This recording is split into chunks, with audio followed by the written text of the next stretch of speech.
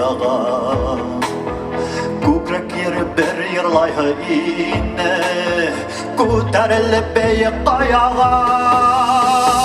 Тұқтай күрме бір ғұмыр кәйін, үбе күрме тартып йомғағам.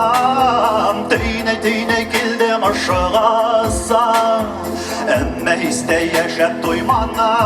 Рәсей президенті фондының мәдәни инициативалар конкурсында грантқа өлгәшкән Урал аръягы тауышы шоу проектының батлы һәм ярым финалы сағыу-сағыштарға бай булды. Батлда остаздар артабан эшләү өсөн 5 йыртсыны һайлап алһа, һәр команданан берәр вокасыны ысымыз тавыш бирү һөҙөмтәһе автоматик рәвештә ярым финалга сығарды.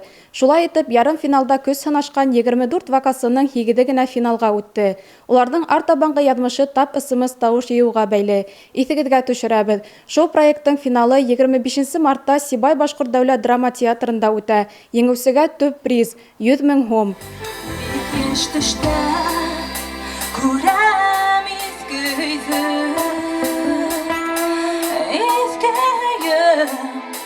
Бала саҡтың йөҙө үткәндәрҙе күрһәм иҫке өйҙә, яҡты уйҙар үҙәгемде.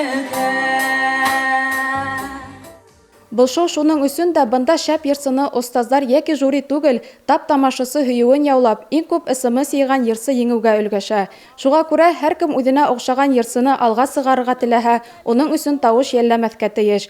Ысымыз тауыш биреү бик ябай.